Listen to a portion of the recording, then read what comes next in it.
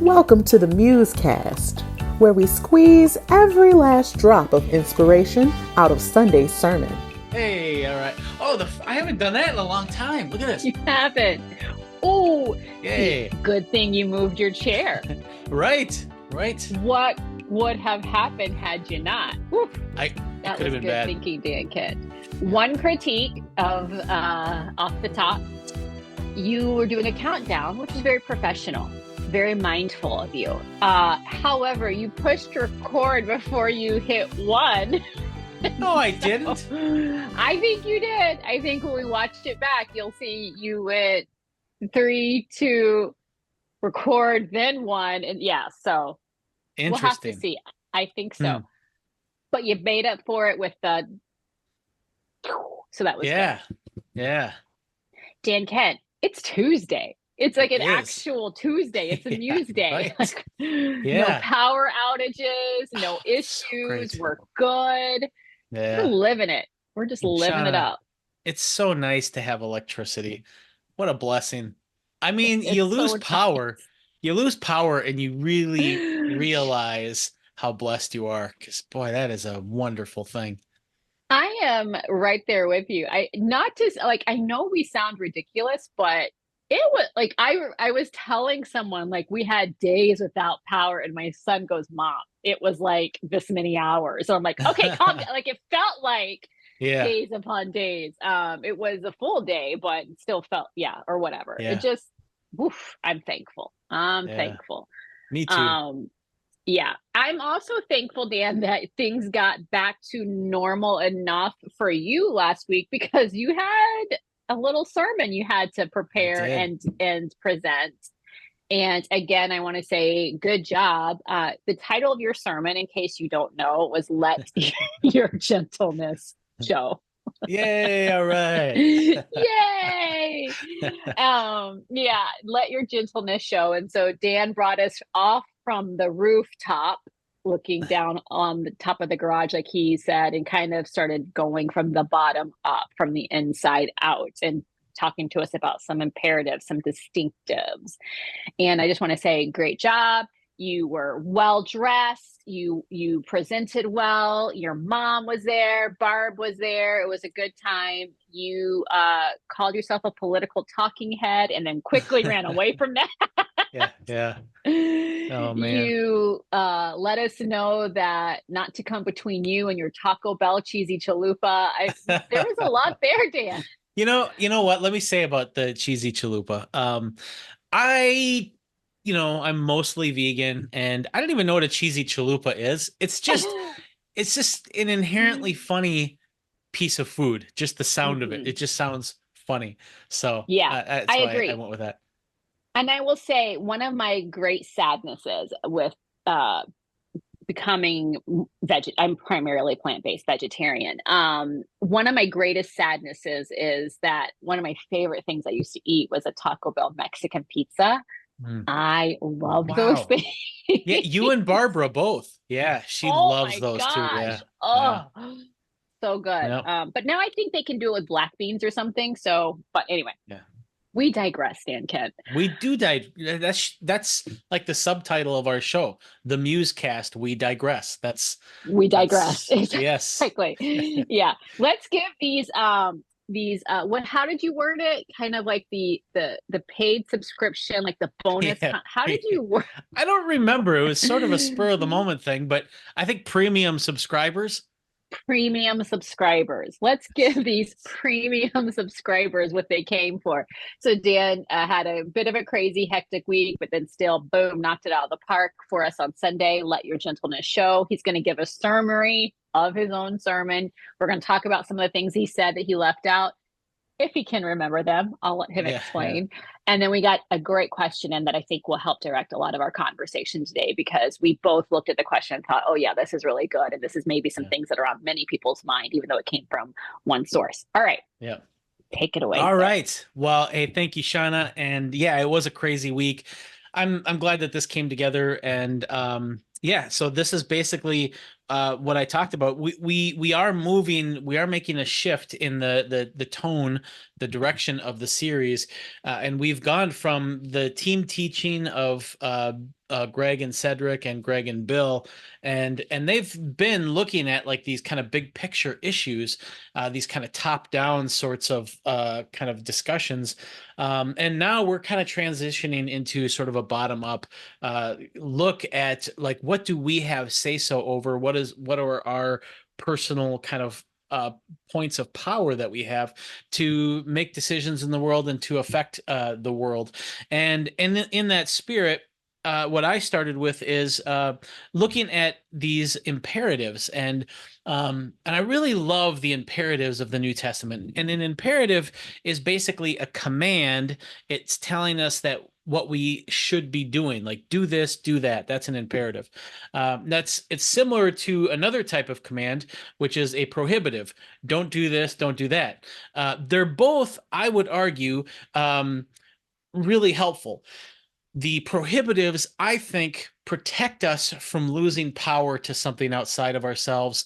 The imperatives help us expand our power within ourselves, and so I just think that they're like these little nodes of light in the New Testament that can really help us live fully or more fully in God's Spirit and live toward Christ-likeness.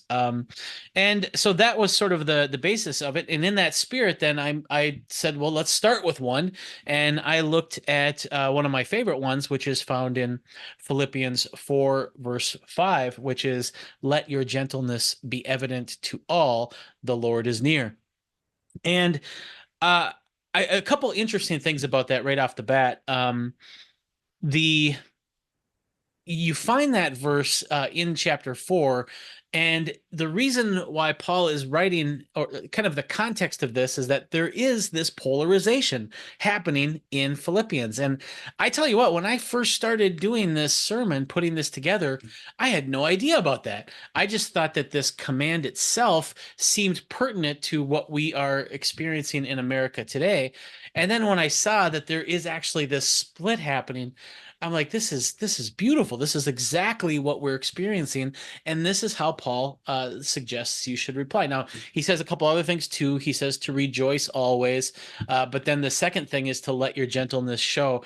And so I thought sort of intentionally about that.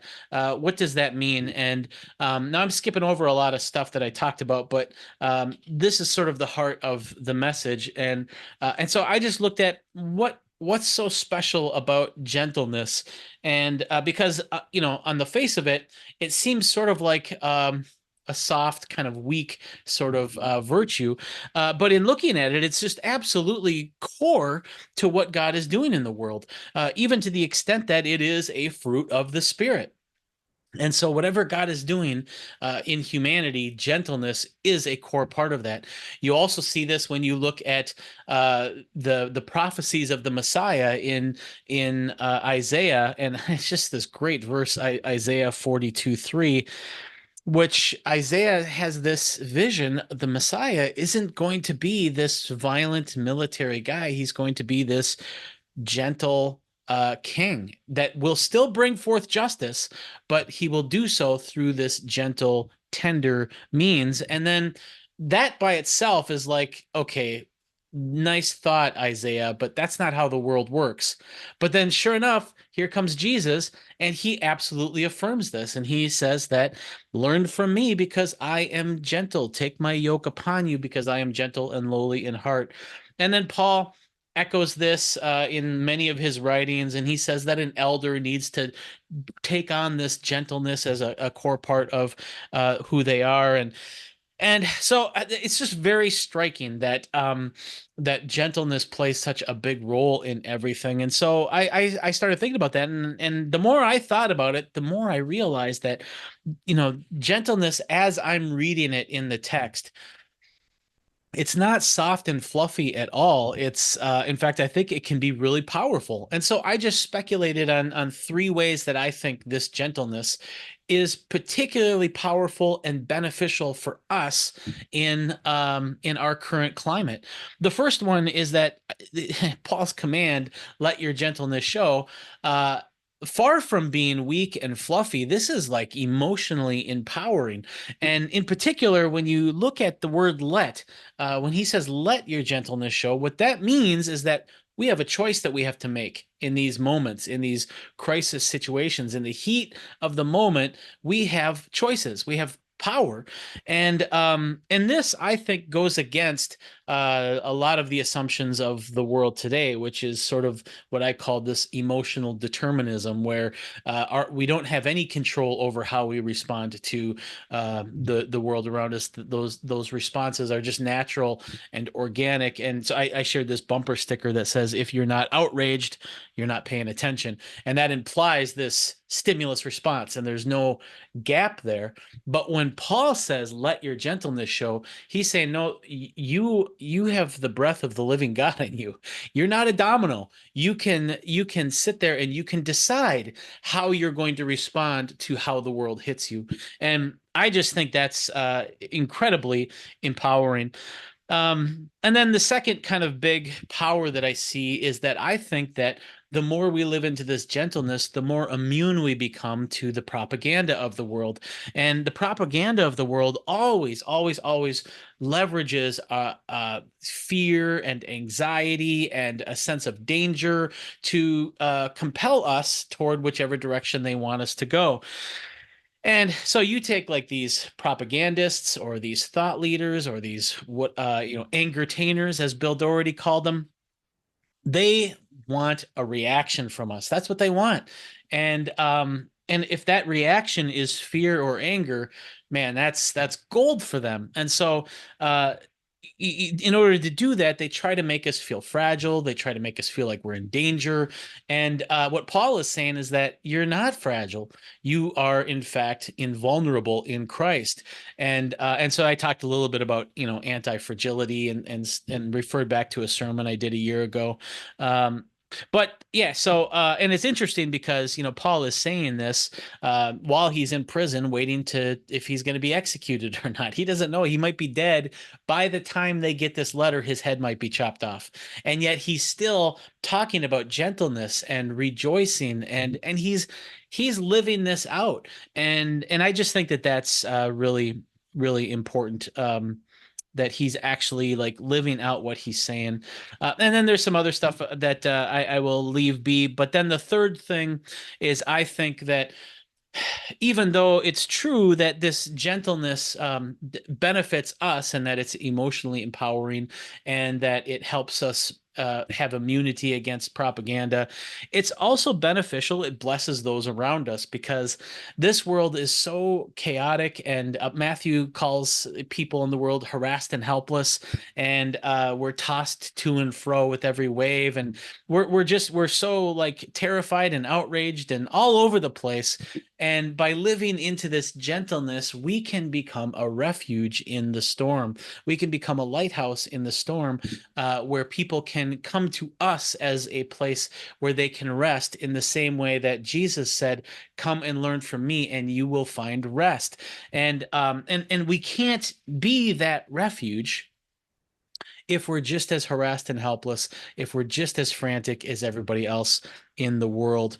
And so I just finished by saying that what that means, I think, is that gentleness implies that it's more important to be this light in the storm than it is to be about being right about all of the issues in the storm.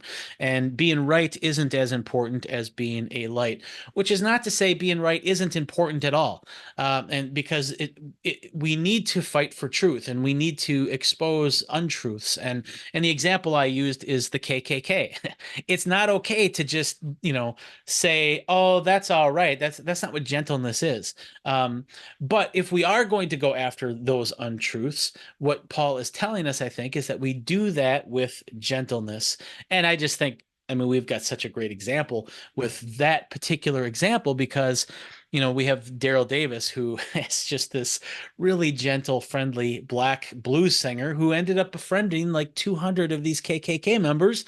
And he compelled them in this loving friendship to let go of their KKK robes. And that is what gentleness looks like. It's not ignoring untruths, it's approaching it with this gentleness. And then finally, I just gave a couple examples of, the Apostle Paul saying that he has become all things to all people, so that he might save some.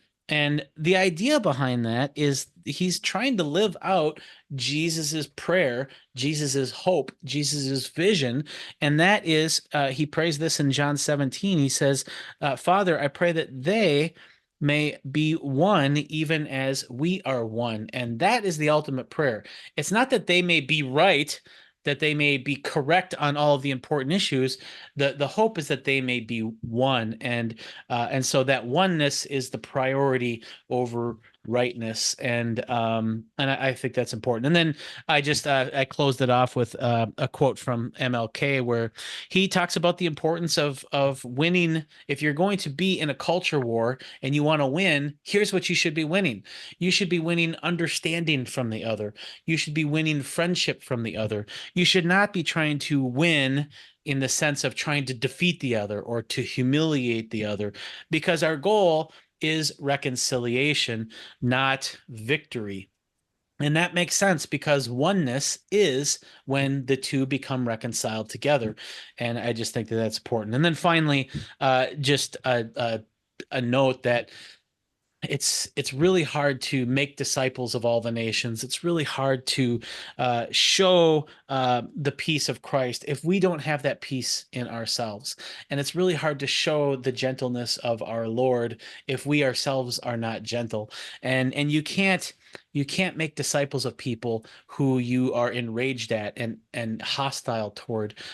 Gentleness really is, I think, the only path to doing that. That is my summary. I hope that wasn't too long. I always get paranoid that I don't want to just re-give the whole sermon. So that is it. Good job, Dan Kent. Okay, so I would love to share my initial thoughts because, like I said, we'll have some other discussion where I think some of that will come out. So yeah, I would love to share my initial thoughts. And then while I'm doing that, if you want to think about, do you want to go and talk through the question that we got in next?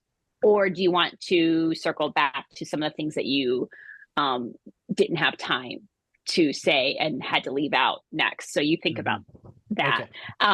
Okay, so this is, couple of things. I was really interested to see how we were going to make the shift from the big picture to more, let's just say, boots on the ground, the bottom up stuff, like you said. And so I knew that you were kicking that off for us, from big picture top down to now, the intricacies of it all, the bottom up with these imperative commands. And so I really appreciated how you took the time to lay out a little bit of teaching about the commands and maybe our reluctance to lean into when we hear this word like commands, and especially where we live, how we are just so fiercely independent and freedom is so very important to us. And people could hear these imperatives and think, gosh, you're really trying to shackle me. You're really trying to be oppressive and control how I am behaving in this world that is so very chaotic. But what I loved what you did there is you said, no, actually, this is actually more freedom. This is actually more empowering. This expands our power, and it's giving us a bit more agency to not just respond like everyone else responds. So I really thought that was a great setup for that. You said that in America, we are always looking at freedom from things, which is so true. And in many ways, so very necessary. But you also said that what God is calling us to is a freedom for something much greater than what we have now. And I just thought that was one of those chef's kiss. Hey, can I interject there really quick? Yeah. Let me just say that that particular phrase, the freedom from and freedom for, that was Paul Eddy's input, and so I got to give credit where credit is due. And so yeah, I'm glad that it's one of those things where it was his idea, and the way he said it on Saturday night was so beautiful. And the pressure is always like, I don't know if I can say it in a way like you said it. Right. And so, and even when I said it, Shawna, I was like, I hope that made sense. 'Cause, Absolutely. yeah. You did good. Okay, good, Yeah. good. Yeah. Well, kudos to Paul Eddy, but kudos to you for the delivery because it was really, really good. The other thing is I think it's important to, and I think you did this well. I think it's important to remember why we're doing this series in such a time that we're doing it, at such a time as this. We are doing this because of the season that we are in our country. And I keep saying our country because we are aware that we have folks from all over the globe that tune in. So that's why. But we are in this little thing called an election season, and things just seem to be boiling over. And it's not surprising at all. We kind of knew it was coming, but we definitely wanted to address some ways in which we can live amongst the boiling water. And so, but what I liked what you did is you didn't just say poo government, like there's no need for government. I mean, yeah, government's never going to give us what God can ultimately give us, and we know this. But I liked how you said, but there are some ways in which government can actually help bring forth some of God's intent and ideals. And the example that you used, the tragic example that you used of, Christians that would go attend lynchings and then go to church and praise the Lord and not see issue with that, and how, government came in and people came in and said, hey, they sounded the alarm that was wrong. So I say all that to say, I thought that was wise. It's like, because we're not pretending like we're not in the world that is run by government, because we are in the world. We are just of a different kingdom, but we still function within this world that is run by government and laws and things. And so I just think that you handled that really well. Ultimately, my favorite, and I think this is where we'll go with a lot of our discussion today, but my favorite thing is when you were talking about gentleness. I think many people, they have this idea of what that means, and they think fluff, like you said, and they think it's just mamby-pamby. But you reminded us that this is not a passive gentleness. Gentleness does not mean inaction.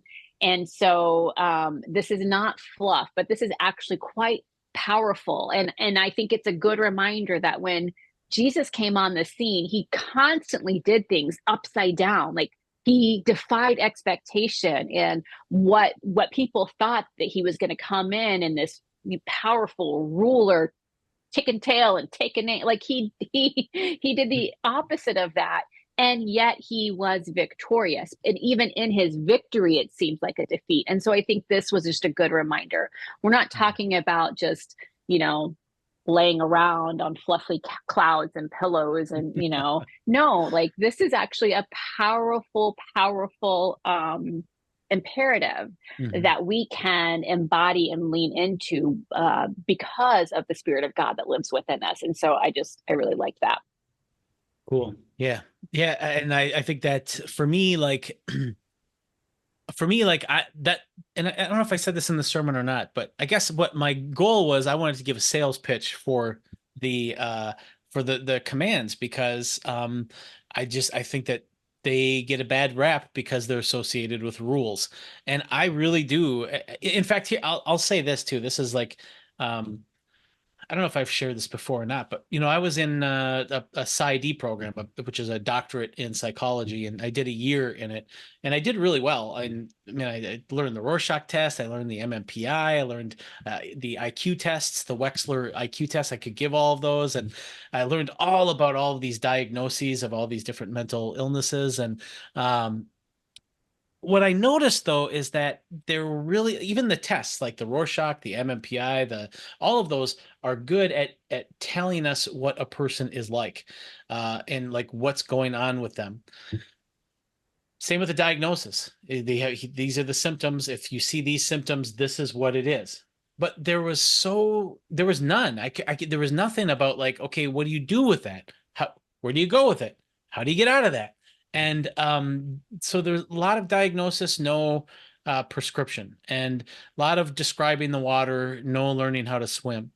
And for me, like at that moment after that first year, I realized that the best place that I have ever seen where I find the most empowering, this is how you swim, that I have found is in the New Testament and these commands.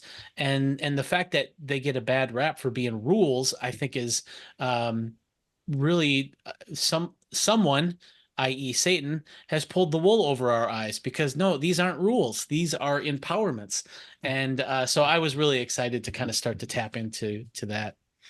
Yeah, good stuff. I'm excited to continue on this aspect of the series. Do you want to talk through the question we got in, or do you feel like for our discussion, it would be better for you to share some of the things that you had to leave out? I think the question is going to talk about a lot of really great stuff. And so I think what I want to do is I just want to share one thing that I cut out Okay. that I will probably come back to in a future sermon. Yeah. It hurt to cut it out. Oh, I'm But sorry. yeah, so but basically what it is, I was talking about Paul and how he is, has this anti-fragile faith, and he's writing all of this stuff about gentleness and rejoicing as he is in this grimy, dank hole in the ground, surrounded by guards, waiting to find out if his head is going to get lopped off. And I think that is so, there's something that adds to the veracity of a teaching if it's coming from a person who is actually living it out. And and it's interesting too, because especially as we talk about politics, because in the old days when you had kings and kingdoms, the noble kings, the righteous kings, were the kings that if they had to go to war with another kingdom, they would not send their army out to war. The righteous kings, if they had to do this thing like war, they would be the first ones on the front lines, and they would go into battle with their soldiers. And the idea behind that is that they have skin in the game. They're not just like, they're not just like from on far telling other people what to do. No, they're in it. They're in it with their people. And I just think that that's interesting, because we also have a God, and this is just so profound, who literally in Jesus has skin in the game. Literally. And yeah, literally, and he sacrifices that for his people. He's the first in to battle, and he sacrifices that skin in the game. And so you have the apostles and the disciples with skin in the game, literally living out this, and even to the point of many of them being martyred. And it just struck me how profoundly different it is from our leaders today. And this is not to say that I don't even know how, I'm not even saying we should make it different or anything like that. I think we're so far beyond it. But, if anything, it should just like constrain our idolization of political leaders and government leaders, because the leaders that we're debating about now, they're not going to go into battle if they go to war. They're going to send other people's kids to war, and they're going to send a drone in, and they don't really have skin in the game. In fact, our legislative system is built to protect our leaders from really facing personal consequences. Look how hard it is to hold a leader accountable for breaking the law or doing something illegal. And that's true of our other government as well, which is corporations. I mean, part of the power of corporations is that it has the power of an individual, but it doesn't have the accountability of an individual. No one who has all of the say-so in our country, we've allowed this system to have all of this power with no accountability. There's all this power with nobody has skin in the game. And yet we're all vulnerable to it. And it's just so profoundly different than what we have in the scriptures, where we have a God who isn't just talk, he has skin in the game. We have apostles who aren't just talk, they have skin in the game. And God is calling us to be authentic people who, when we do stuff and when we say things, we put skin in the game. We don't Yeah. just talk emptiness like so many of the things in our world. And so I think at some point I'm going to come back to that, because there is transformational power to having skin in the game. And so that's what I cut out. And it'll come back in some way. Yeah, I hope so. Yeah, I understand why you had to cut it out. Like we say all the time, there's only so much time for a sermon and only Right. so many paths that you can follow. But that is really good, Dan. So I'm glad you got the opportunity to share that with us. And it reminds me that I really did appreciate what you said about Paul. Like when Paul is saying, let your gentleness show, he wasn't, again, just chilling on an island, drinking sweet water from a coconut. He was Right. in prison.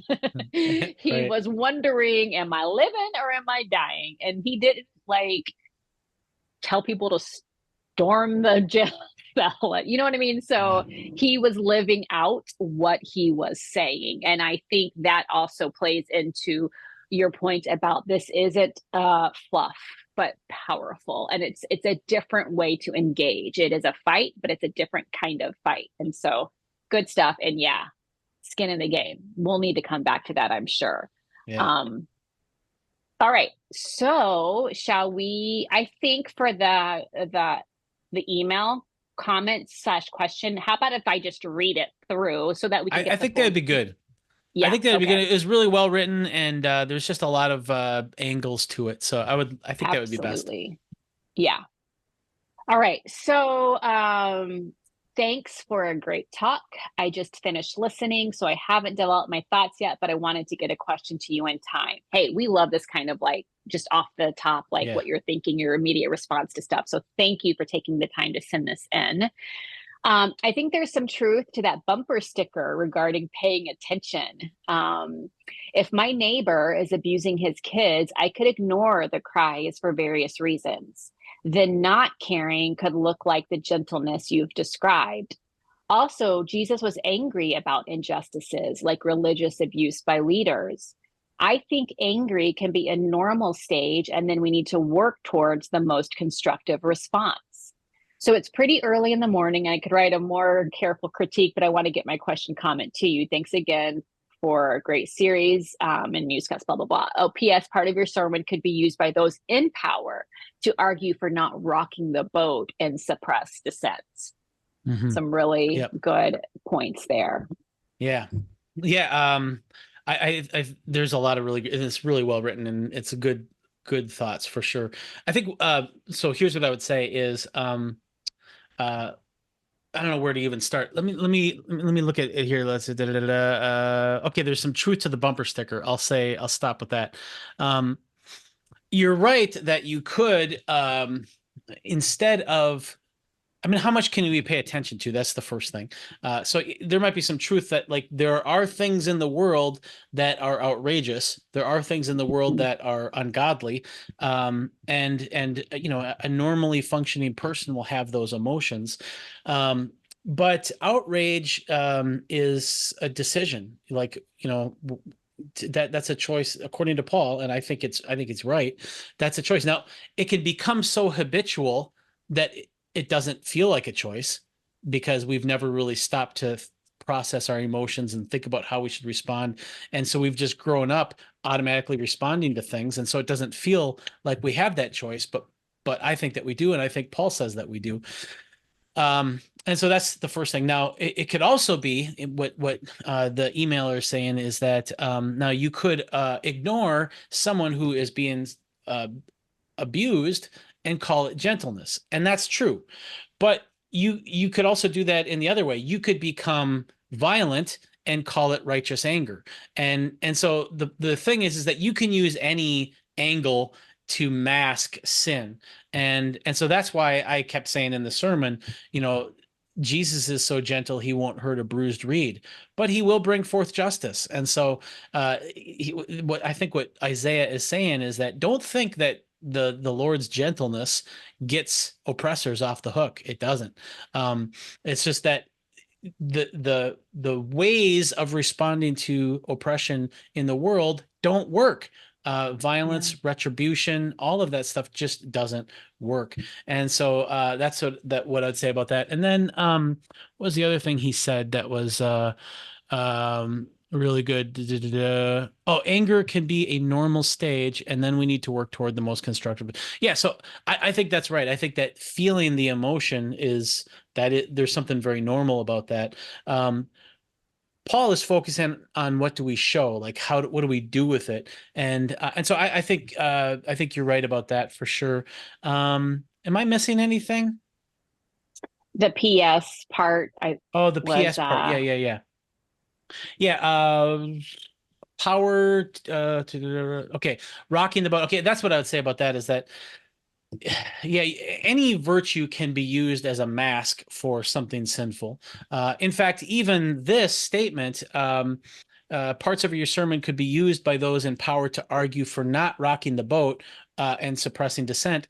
I think, right now it's possible that dissent and rocking the boat have sort of become idols, and you can say that Jesus tipping over tables, I mean, have been used, that the fact that Jesus knocked over tables has been used by so many people to justify, I think, really unnecessarily violent behaviors. In fact, it's so funny in looking at social media. I have seen right-wing sort of anti-government people refer to the Jesus knocking over tables to justify their righteous behaviors.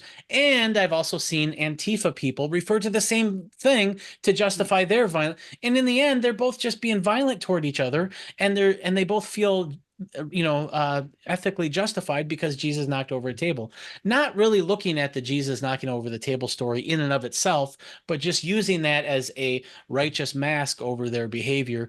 And so that's what I would say, is that every direction you go, someone can use a command or a Bible story to mask their sin and their, I think, unchristlike behavior.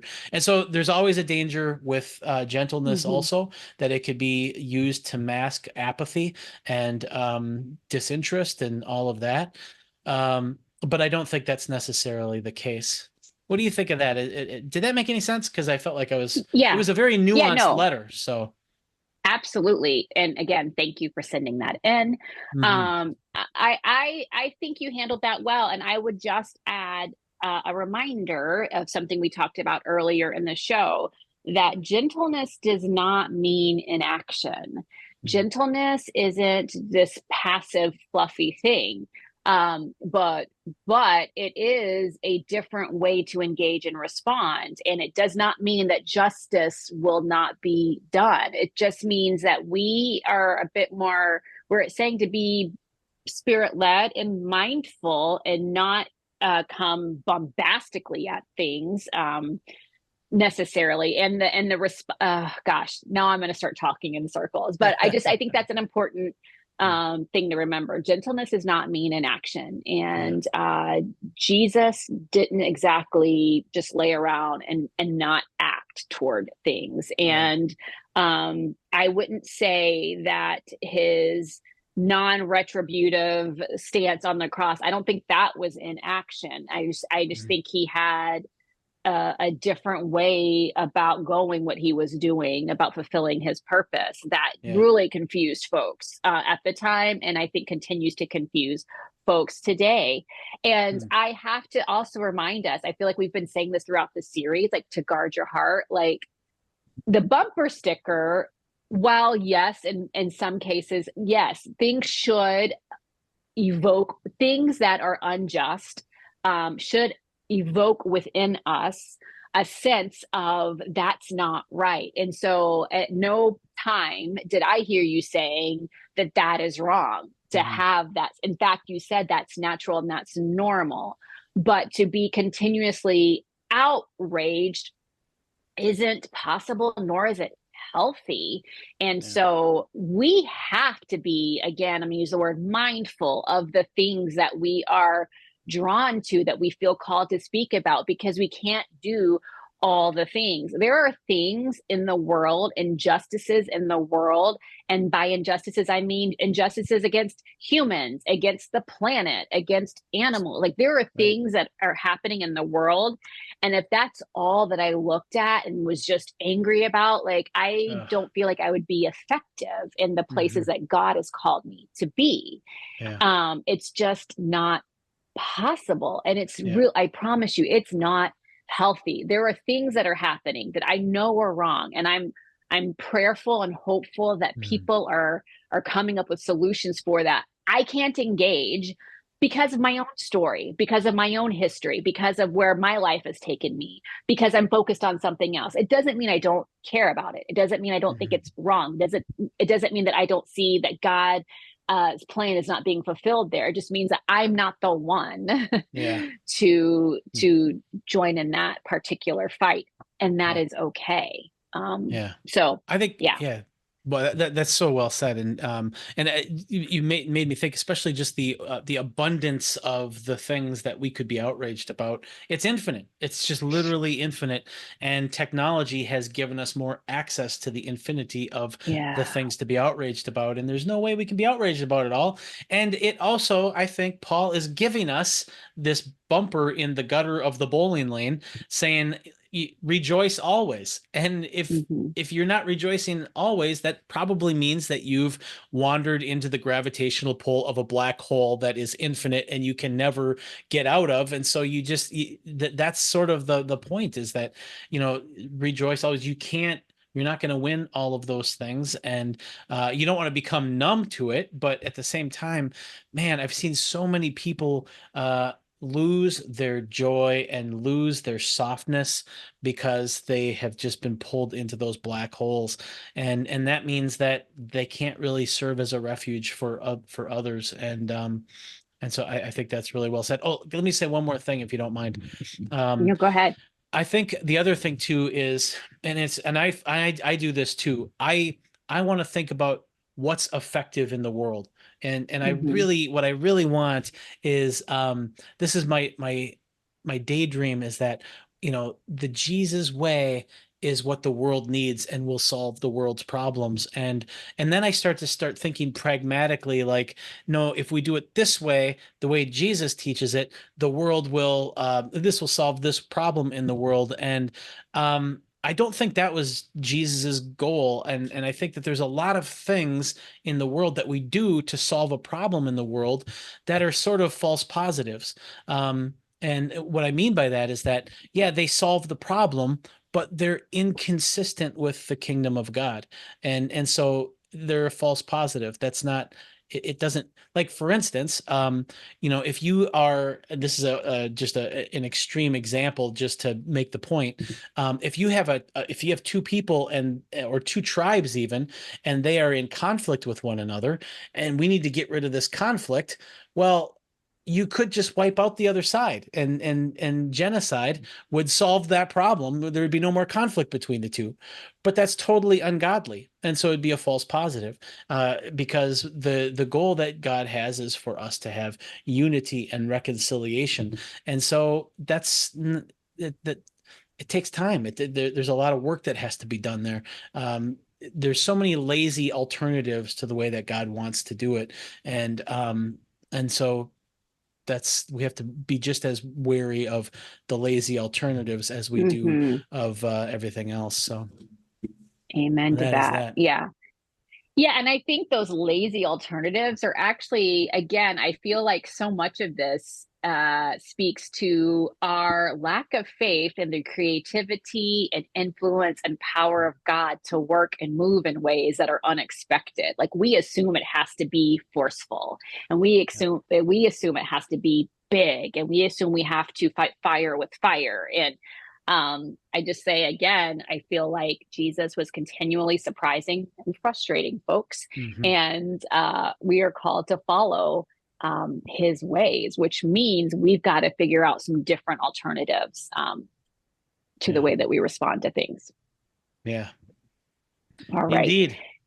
Again, thank you for that comment, sending in that and please continue to do so. Also, just, you guys, let me just say these imperatives, these commands, while wonderful and good, it ain't easy. I don't think Dan is saying that. I think that's why we're learning about them. That's why we're discussing them on the MuseCast. That's why we have groups that will talk through this stuff. Like, this is not just you hear it and you implement it and you're good to go. Like, no, like, this is something that we need to cultivate in our lives. And I feel like one of the reasons why Dan has felt so passionately about some of these bottom up imperatives, heart postures, is because he knows that it's not going to always come naturally. It's not going to be our first instinct. And we've got to remember who we are, who we belong to, and how our God calls us to be. And it's just something we're working on. We're a work in progress, like we said last week. So thank you, Dan, for your reminders and your encouragement. Thank you. And nugget time. Nugget time. But you get to choose. Do you want to start nugget or end nugget? I think I'll close it out. Okay, I like it.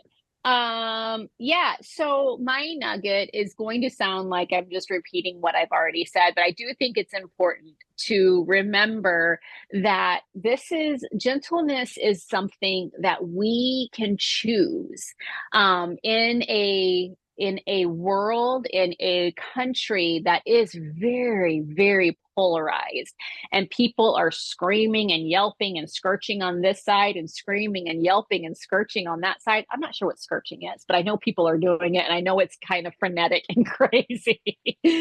We have a choice. Do we just be like, I want to be heard too, and this matters, and so I'm going to scream and yelp and scorch and all the things? Or can we rely on a fruit of the Spirit, which is gentleness? And again, I will say that doesn't mean inaction. It doesn't mean fluff.